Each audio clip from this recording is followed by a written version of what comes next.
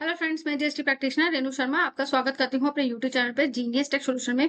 Friends, आज हम इस वीडियो में करने वाले हैं कि नया टॉपिक। क्या टॉपिक है? इंपोर्टर एक्सपोर्टर सर्टिफिकेट क्या होता है, किन पर्सन्स के लिए लेना मैंडेटरी होता है, नहीं लेते हैं तो क्या पेनल्टीज इंपोज होती हैं, क्या क्या डॉक्यूमेंट्स रिक्वायर्ड होते हैं, ऑनलाइन डीजीएफटी के साइट पे किस तरीके से अप्लाई करना है ताकि आपका जो है आईईसी कोड आपको जल्दी से मिल जाए, क्या फीस रहने वाली थी, सभी ही चीजों को डिटेल में डिस्कस करेंगे। फ्रेंड्स, इसको जानने से पहले अगर आपने मेरे चैनल को सब्सक्राइब नहीं किया है तो प्लीज सब्सक्राइब कीजिएगा, साथ ही मेरे बेल आइकन पर प्रेस कीजिए ताकि आप अपडेट रह सके। बढ़ते हैं आज के टॉपिक की तरफ। आज का टॉपिक है हमारा इंपोर्टर एक्सपोर्टर कोड। ये क्या कहलाता है? हमारा आईईसी कोड कहलाता है। ये बिजनेस आइडेंटिफिकेशन नंबर होता है जो कि इशू किया जाता है डीजीएफटी के द्वारा। डीजीएफटी क्या है? Directorate general of foreign trade के द्वारा ये इशू किया जाता है। ये मैंडेटरी होता है। अगर आप अपना बिजनेस को एक्सपेंड करना चाहते हैं तो या इंपोर्ट करते हैं या एक्सपोर्ट करते हैं कोई भी गुड्स और सर्विसेज का, तो आपको रिक्वायरमेंट होती है आईईसी कोड की। अब आईईसी कोड है क्या? IEC stand for importer exporter code हमारा कहलाता है। 10 डिजिट का कोड होता है। ये हमारा पेन बेस होता है। आपका पेन नंबर ही जो है आपका आईईसी कोड होता है। इशू किया जाता है डीजीएफटी के द्वारा और ये लाइफ टाइम वैलिड रहता है, यानी कि एक बार आपने ले लिया तो ये आपके लाइफ टाइम रहने वाला था। इसके लिए कोई भी रिन्यूअल आपको नहीं कराना रहता है। ये मैंडेटरी होता है जब आप कोई गुड्स भेजते हैं तो क्लियरिंग के लिए, शिपमेंट के लिए, अगर आपने कोई रेमिटिंग की है फॉरेन करेंसी को, एंड कस्टम प्रोसीजर्स के लिए जो है हमें आईईसी की रिक्वायरमेंट पड़ती है। अब किसको पड़ती है requirement? Who needs an IEC? जो इंपोर्ट कर रहा है गुड्स इनटू इंडिया, एक्सपोर्ट कर रहा है out of India, offer services दे रहे हैं इंटरनेशनली। अगर हम कोई सर्विस देते हैं, जैसे कि कोई सॉफ्टवेयर हमने दिया है तो हमें जरूरत पड़ने वाली है, हम कोई पेमेंट रिसीव करते हैं फॉरेन करेंसी में, तो आपको आईईसी की रिक्वायरमेंट होती है। क्या सभी पर्सन को लेना है? जी, जो भी रजिस्टर्ड एंटिटी है उनको आईईसी लेना रहता है। एग्जेम्पशंस भी होती हैं। एग्जेम्पशन क्या है? IEC is not required for personal use. अगर हम कोई पर्सनल यूज के लिए कोई चीज इंपोर्ट कर रहे हैं या कोई एक्सपोर्ट कर रहे हैं तो उसके लिए आईईसी की रिक्वायरमेंट नहीं है। नॉट रिक्वायर्ड एक्सपोर्ट और इंपोर्ट अगर हम फ्रॉम कर रहे हैं, फॉर और फ्रॉम भेज रहे हैं, ले रहे हैं, तो नेपाल और भूटान में आपको जरूरत नहीं है, क्योंकि ये जो it does not involve foreign exchange, क्योंकि वहां पे फॉरेन एक्सचेंज की रिक्वायरमेंट नहीं होती है। आई होप फ्रेंड्स यहाँ तक क्लियर होगा। अब क्या फॉर्मेट रहता है आपका? देखिए, आईईसी का क्या फॉर्म 10 डिजिट का होता है, अपना पेन बेस होता है। अब हमारे पास क्या क्या डॉक्यूमेंट्स हमें रिक्वायर्ड होते हैं जब आप आईईसी के लिए अप्लाई कर रहे हैं? पैन कार्ड की रिक्वायरमेंट होती है बिजनेसेस के लिए और इंडिविजुअल्स के लिए। एड्रेस प्रूफ आपको चाहिए होता है। एड्रेस प्रूफ में आप electricity bill, rent agreement, lease deed etcetera लगा सकते हैं। बैंक के लिए आपको बैंक डिटेल अपडेट करने के लिए आपको वहां पे कैंसल चेक की रिक्वायरमेंट होती है। अब आप इसकी जो एप्लीकेशन है फाइल कर सकते हैं थ्रू डीएसटी कर सकते हैं, या आप आधार ऑथेंटिकेशन करके भी इसको सबमिट कर सकते हैं, यानी कि डीएससी मैंडेटरी नहीं है। आपके पास इसके लिए वैलिड ईमेल आईडी और मोबाइल नंबर, आपका फोन नंबर होना चाहिए।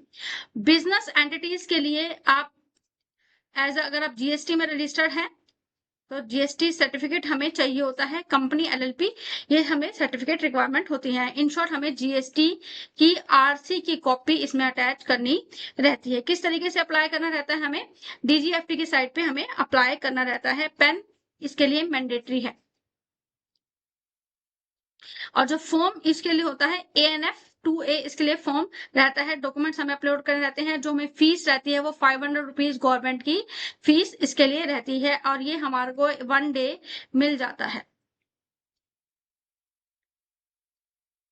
अब हमें आईईसी कोड की रिक्वायरमेंट कब होती है? देखिए फ्रेंड्स, ड्यूरिंग कस्टम क्लियरेंस, जब हम कस्टम में क्लियरेंस के लिए देते हैं तो हमें आईईसी कोड की रिक्वायरमेंट रहती है। फॉर मेकिंग और रिसीविंग इंटरनेशनल पेमेंट्स अगर हमारे पास है तो हमारे को आईएसी की रिक्वायरमेंट है। जब हम डील कर रहे हैं when dealing with the bank for foreign trade to registered with export promotion council, अगर आप किसी काउंसिल में रजिस्टर करते हैं, जैसे लेदर काउंसिल हो गई, तो इस तरह काउंसिलिंग के लिए अगर आपको प्रमोशन करने के लिए अपने आप को रजिस्टर करना है तो उसके लिए आपको मैंडेटरी रहता है आईईसी आपको लेना रहता है। अब हमने आपको बता दिया आईईसी अगर आपने वन सेट ले लिया तो आपको इसके लिए कोई भी रिन्यूअल नहीं कराना रहता, लेकिन इसको आपको ईयरली अपडेट करना रहता है। ये आपको ईयरली अपडेट करना रहता है, इसके लिए कोई रिटर्न कंप्लायंसेस भी नहीं होते हैं। जैसे हम जीएसटी में रिटर्न भरते हैं तो इस तरह से यहाँ पे कोई भी कंप्लायंसेस हमारे पास नहीं है, लेकिन हमें एवरी क्वार्टर यानी कि every year first quarter April to June इसको क्या रहता है अपडेट करना रहता है। ये आधार ऑथेंटिकेशन से हम अपडेट कर सकते हैं। जून के बाद अपडेट करते हैं तो आपकी 200 रुपीज आपके पर लेट फी इसके ऊपर एप्लीकेबल होती है। अब इसके लेने के बेनिफिट्स क्या होते हैं आईसी कोड के लिए? आप ओपन हो जाती है आपके लिए मार्केट, इंटरनेशनल मार्केट में आप डील कर सकते हैं। नो कंप्लायंसेस बर्डन, जैसे कि मैंने आपको बताया केवल हमें अपडेट करना रहता है। Required by custom and bank for foreign trade के लिए आपको रिक्वायरमेंट रहती है। बिल्ड बिजनेस क्रेडिबिलिटी ग्लोबली, अगर आप ग्लोबली अपना बिजनेस को एक्सपेंड करना चाहते हैं तो आपको आईसी कोड लेना पड़ता है। अब पेनल्टीज भी इम्पोज होती हैं अगर आपने आईआईसी नहीं लिया है तो। आपकी जो गुड्स हैं वो होल्ड हो जाती हैं पोर्ट पर। Custom will not clear your shipment, bank will reject your foreign transaction and legal action भी आपके ऊपर लिए जा सकते हैं। आईसी जो है आपके लिए मैंडेटरी होता है, जो भी अपना इंपोर्ट करते हैं या गुड्स को एक्सपोर्ट करते हैं तो उनके लिए आईसी लेना मैंडेटरी है। आईसी लेने के बाद आपके लिए सारे दरवाजे खुल जाते हैं, आप कहीं पे भी अपना जो है गुड्स को डिस्पैच कर सकते हैं आउट ऑफ कंट्री, मतलब आउट ऑफ इंडिया, सॉरी। अब किस तरीके से अप्लाई करना है देख लिया। देखिए बढ़ते हैं आगे। आपको सबसे पहले क्या करना है, डीजीएफटी की साइट पे आपको जाना है।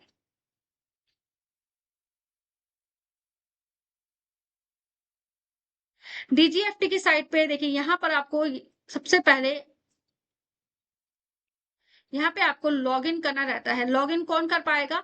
देखिए यहाँ पर सबसे पहले जो अगर आपको आईसी चाहिए तो सबसे पहले आपको अपने आप को रजिस्टर कराना पड़ेगा। रजिस्टर कराने के लिए यहाँ पर आपको अपना यूजर नेम डालना है। यूजर नेम इंपोर्टर एक्सपोर्टर आपको यहाँ पे डालना रहेगा। फर्स्ट नेम डालना है, लास्ट नेम डालना है, ईमेल आईडी आपको वैलिड डालनी है, वैलिड मोबाइल नंबर डालना है। यहाँ पर जैसे ही आप पिन कोड डालेंगे यहाँ पे आपका डिस्ट्रिक्ट जो है ऑटो पॉपुलेट हो जाएगा। स्टेट डालेंगे, सिटी आपको डालना रहेगा, कैप्चर कोड डालेंगे और ओटीपी आप सेंड करेंगे। जैसे ही आप ओटीपी के लिए यहाँ पे करेंगे तो आपके ईमेल और मोबाइल नंबर, मोबाइल पे जो है आपका ID password sorry OTP share कर दिया जाएगा। देखिए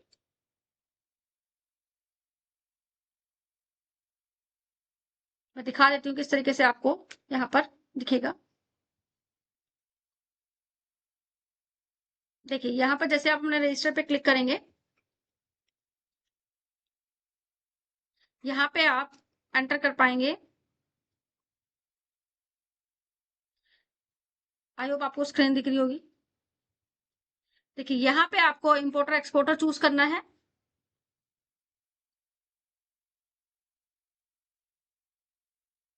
वेटस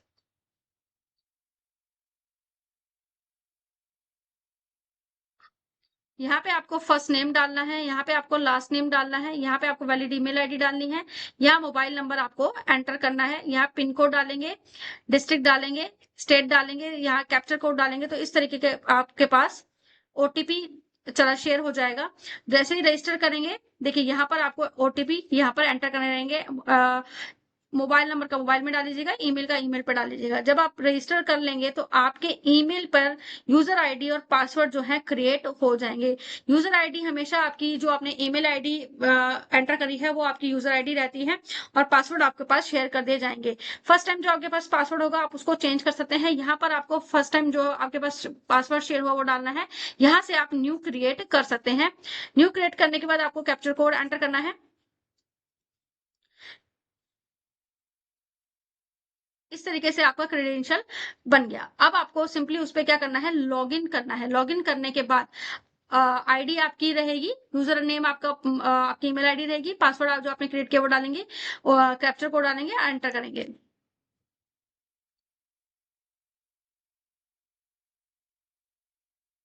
देखिए इस तरीके से जब आपने ये चीजें डाल ली, अपना ईमेल यूजर आईडी और पासवर्ड डाले, तो आपके पास इस तरह का इंटरफेस आपके पास ओपन हो जाएगा।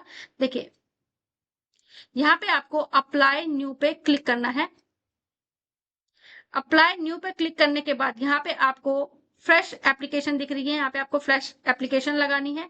फ्रेश एप्लीकेशन लगाने के लिए आपको यहाँ पर देखिए सबसे पहले क्या है, जनरल इंफॉर्मेशन मांगी गई है, डिटेल ऑफ आपकी प्रोप्राइटरशिप मांगी गई है, बैंक डिटेल है आपकी, यहाँ पे आपका प्रेफरेंस मांगी गई है, डिक्लेरेशन देनी है, लास्ट में आपकी जो है एप्लीकेशन सबमिट हो जाएगी।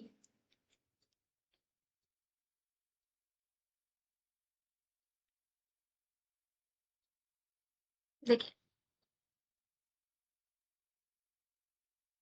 बेसिक डिटेल में आपको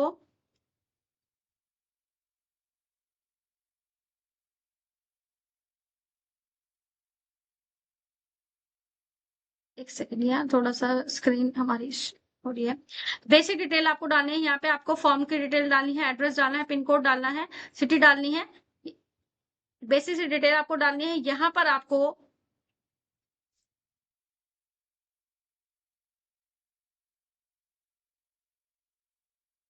देखिए पेज नंबर 2 पे वहां पे आपकी जो प्रोप्राइटर की डिटेल आ गई है। प्रोप्राइटर डिटेल डालने के बाद यहाँ से आपसे क्वेश्चन पूछा जा रहा है कि आप स्पेशल इकोनॉमिक जोन में फॉल करते हैं, तो आपको अगर है तो यस करना है, अदरवाइज नो करना है। हमारे केस में नो था तो हमने नो कर दिया। ठीक है, यहाँ पे आपको अपना जीएसटी नंबर डालना है, जीएसटी का यहाँ पर पूरा प्रॉपर एड्रेस डालना है। जैसे ही आप ये डिटेल फिल कर देंगे, यहाँ पे ऐड करना है आपको। ऐड करने के बाद आपको सेव पे क्लिक कर देना है।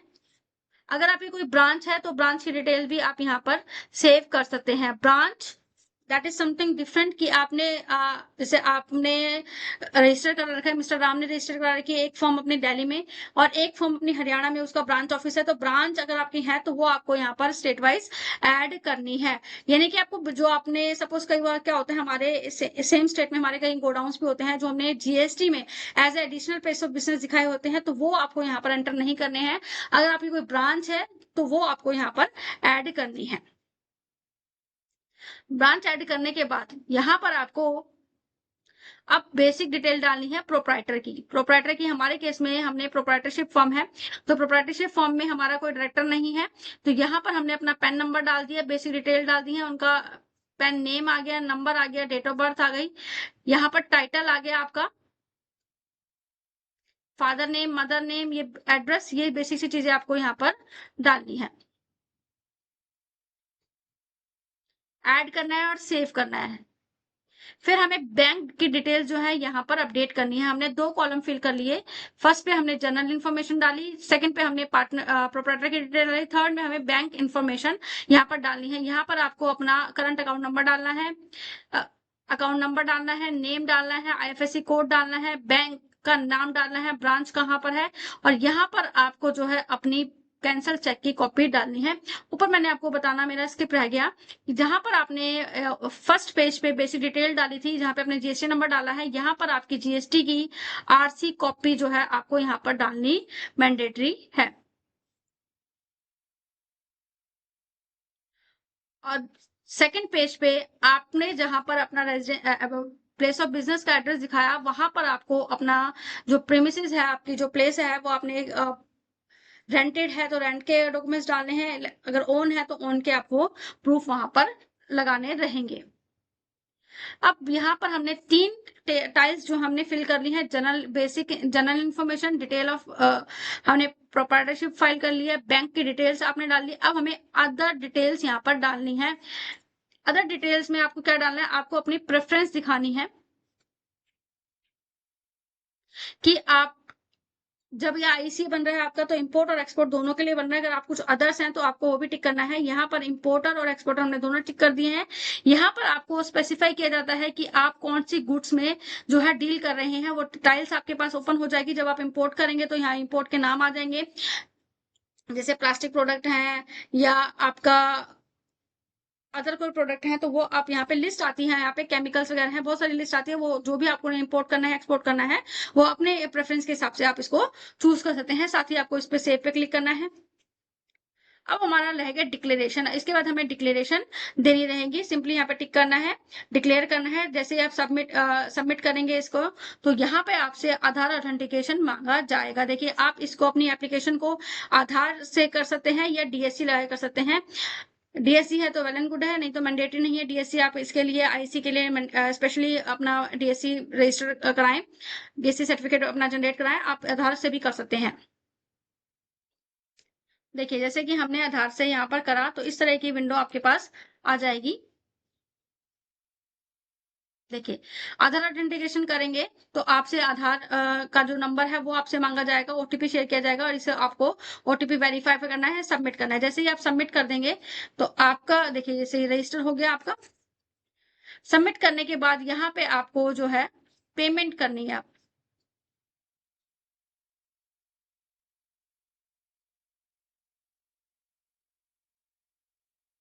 देखिए, जैसे ही आप इसको सबमिट कर देंगे तो यहाँ पर आपको मेक पेमेंट का ऑप्शन यहाँ पर आ जाएगा। आप यहाँ पर पेमेंट कर सकते हैं, डेबिट कार्ड से पेमेंट कर सकते हैं, कोई नेट बैंकिंग है तो उससे पेमेंट कर सकते हैं, यूपीआई से कर सकते हैं, काउंटर पे जाके भी आप इसकी पेमेंट कर सकते हैं। 500 रुपीज जो है आपकी इसकी फीस इस पे एप्लीकेबल होती है।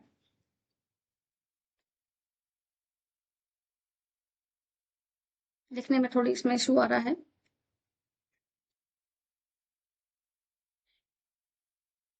इस तरीके से सिंपली जब आप पेमेंट कर देंगे तो आपके पास 2-3 घंटे में आपका जो है आईसी कोड अपडेट हो जाएगा, यानी कि आपका आईसी कोड जनरेट हो जाएगा। जब आप चेक करेंगे अपने लॉगिन करके तो वहां पर जो है आपका एक्टिव आपका दिखाया जाएगा। दिखा देती हूँ आपको स्क्रीन किस तरीके से दिखेगी आपकी आईसी कोड की।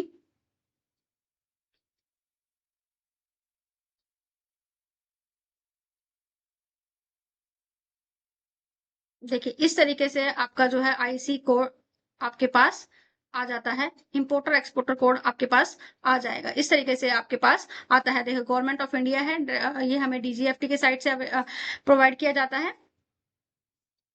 सिंपल सा प्रोसेस है आईसी कोड लेने के लिए। इस तरीके से आप अपना आईसी कोड बना सकते हैं। आई होप फ्रेंड्स ये इन्फॉर्मेशन आपको रेलेवेंट लगी होगी। अगर आपको हमारी वीडियो अच्छी लगती है, वीडियो कंटेंट अच्छा लगता है तो प्लीज वीडियो को लाइक कीजिएगा, शेयर कीजिएगा और मेरे चैनल को सब्सक्राइब कीजिएगा। साथ में कोई डाउट है आपका तो कमेंट सेक्शन में जरूर बताइएगा। I will definitely revert back to you. Thank you for watching me.